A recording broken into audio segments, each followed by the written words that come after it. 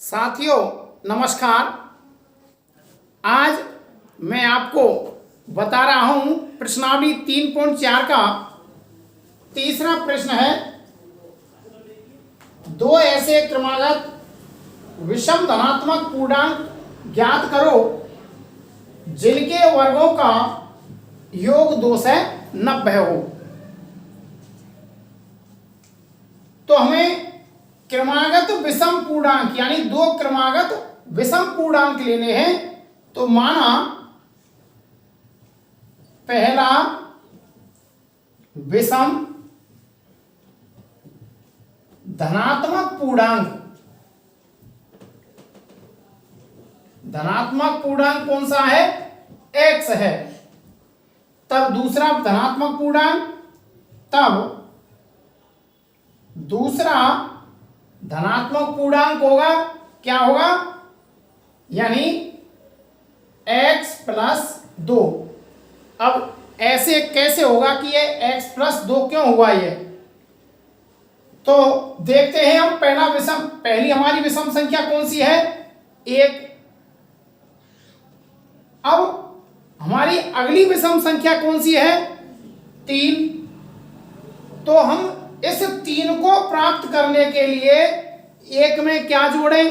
अर्थात x में, या यूं कह दें कि एक में यदि 2 जोड़ दें, एक में यदि 2 जोड़ दें और एक हमारा क्या है? x है। यदि x में क्या जोड़ दें? 2, तो कितने हो गए? अर्थात हमारी संख्या प्राप्त होगी 3। विषम संख्या है जो। इसी प्रकार से आगे हल करते हैं हम। उसने कहा है कि जिनके वर्गों का योग कितना है? 290। यानी प्रश्नानुसार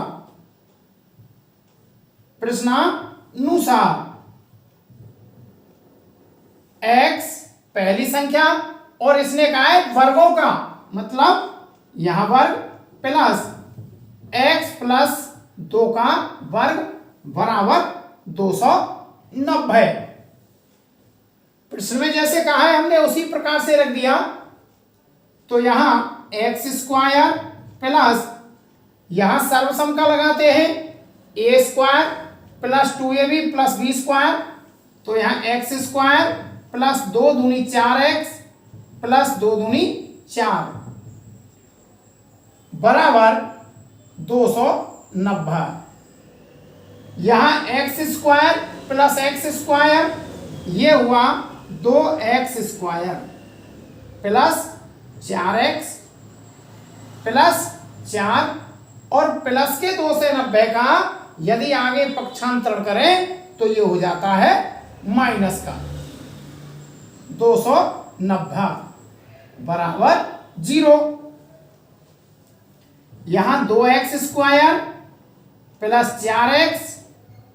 अब 4 में से यदि 2 से 90 को घटाएं तो हमें प्राप्त होती है माइनस के 286 बराबर 0। अब यहां देखते हैं, इसमें कॉमन आ जाती है 2। तो यहां 2x स्क्वायर प्लस 2 दूनी 4 माइनस 2 एकम 2, 2 चौका 8 और 2 तिया 6 बराबर 0। अब चूंकि यह पूरी कॉमन संख्या ली है यहां, तो इसको हम निरस्त करते हैं क्योंकि आगे कोई संख्या और नहीं है। इसलिए यहां x square plus 2x minus 143 बराबर 0। अब यहां हम इसकी जांच करते हैं।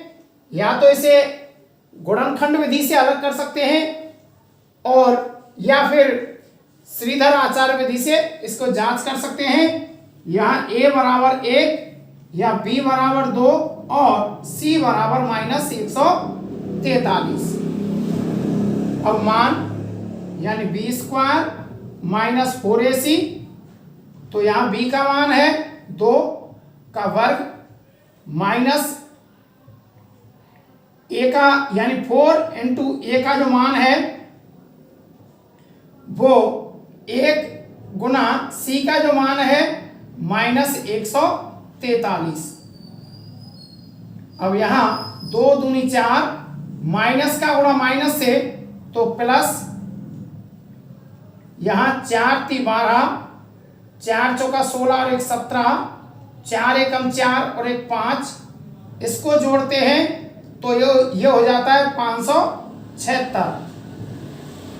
अब यहां श्रीधर आचार्य फॉर्मूला से x बराबर -b plus minus √b² -4ac upon 2a, यहां b का जो मान है वो है 2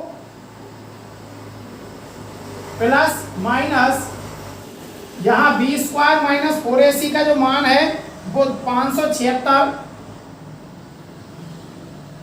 बटा 2 इंटू जो a का मान है और यहाँ है 1, -2 प्लस माइनस 576 का जो वर्गमूल है वो आ जाता है अपना 24 बटा 2 एकम 2। अब यहाँ दोस्तों एक बार प्लस करते हैं और एक बार माइनस करते हैं, कि यहाँ प्लस और यहाँ माइनस, तो x बराबर -2 प्लस 24 बटा 2, यहाँ x बराबर -2 माइनस 24 बटा 2, यहाँ 24 में से 2 घटाते हैं तो इसका जो मान आता है वो 22 बटा 2, 2 एकम 2 और इसका भाग चला जाता है 11 बार।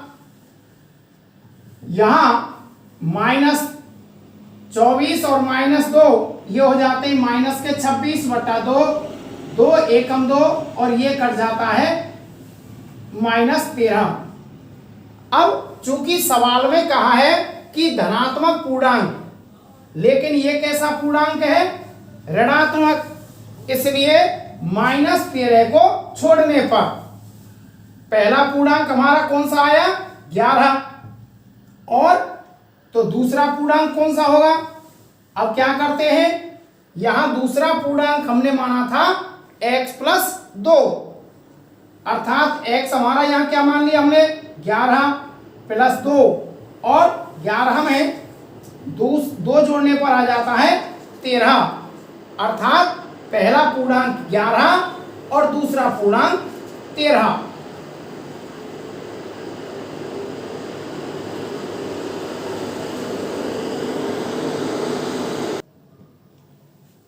चौथा प्रश्न है, दो संख्याओं के वर्गों का अंतर 45 है तथा छोटी संख्या का वर्ग बड़ी संख्या का 4 गुना है, दोनों संख्याएं ज्ञात करो।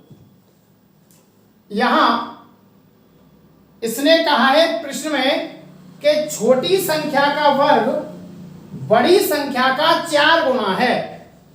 माना बड़ी संख्या, माना बड़ी संख्या क्या है, x है। अब आपके मन में प्रश्न उठा होगा कि यहां बड़ी संख्या ही क्यों ली है।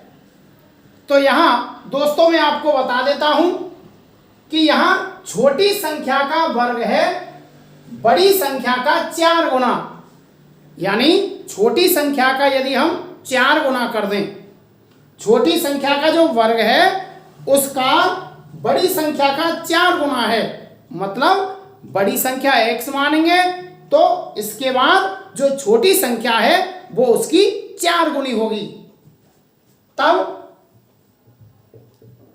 छोटी संख्या, छोटी संख्या का वर्ग कितना है, अर्थात x का 4 गुना क्या होगा, उसने कहा है 4 गुना। अब माना बड़ी संख्या x और x का वर्ग, बड़ी संख्या का वर्ग बड़ी संख्या का वर्ग। यहां आप ऐसे भी लिख सकते हो, इसे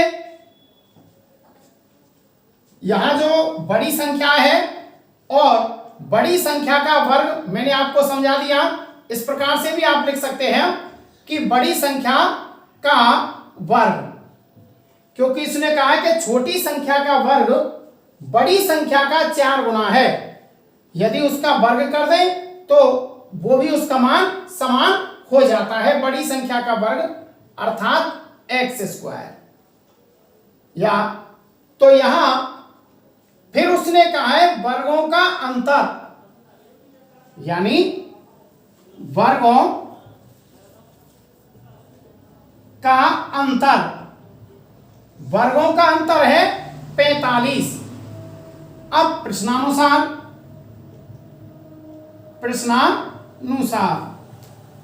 यहां बड़ी संख्या का वर्ग अंतर के लिए 4x माइनस में बराबर 45, यानी वर्गों का अंतर बराबर 45। तो यहां पक्षांतरण करते हैं इसका, x² माइनस 4x प्लस के 45 का पक्षांतरण करते हैं तो यहां हो जाता है माइनस के 45 बराबर 0। अब इनके खंड करते हैं, अर्थात जैसे अभाज्य गुणनखंड करके भी कर सकते हैं इसे गुणनखंड विधि से। तो यहां x² माइनस इनके खंड करें 45 के, तो 9 पंजे 45, अर्थात यानी ऐसी संख्याओं का गुणा करें कि घटाने पर 4 हो और गुणा करने पर 45 हो। जैसे मैंने आपको पहली वीडियो में भी बताया था इनके अभाज्य गुणनखंड करना, तो उसके तरीके से देख सकते हैं आप। तो यहां minus 9x plus 5x minus 45 बराबर 0। अब यहां इनमें कॉमन ले लेते हैं। यहां पहले उसमें x है और इसमें x माइनस 9, यहां प्लस 5, 5 एकम 5 और पन्नाम 45 बराबर 0। यहां x माइनस 9 और x माइनस 9 ये कॉमन आ जाता है, रह जाती है x प्लस 5 बराबर 0। अब यहां x माइनस 9 बराबर 0 और x प्लस 5 बराबर 0। अब यहां x बराबर माइनस के 9 का पक्षांतरण करें तो प्लस का 9 और x बराबर प्लस के 5 का पक्षांतरण करें तो माइनस का 5 हो जाता है। अब यहां इसको आगे हल करते हैं तो उसने कहा है कि यह बड़ी संख्या है और बड़ी संख्या का मतलब इसका छोटी संख्या का 4 गुना, अर्थात छोटी संख्या और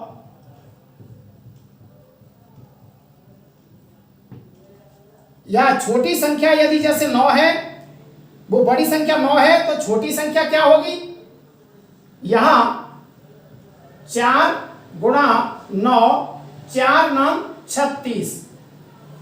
अब यहां 36 का वर्गमूल, क्योंकि यहां बड़ी संख्या का वर्ग है तो यहां 36 का वर्गमूल प्लस माइनस 6, 36 का वर्गमूल हो जाता है प्लस माइनस 6। एक बार आप इसे प्लस में भी लिख सकते हैं और एक बार माइनस में। अब चूंकि ये हमारी जो बड़ी संख्या है, क्योंकि हमने यहां बड़ी संख्या का वो लिया था x, उसके माध्यम से इसे हल किया था, तो यहां बड़ी संख्या और बड़ी संख्या हमारी होगी 9 और छोटी संख्या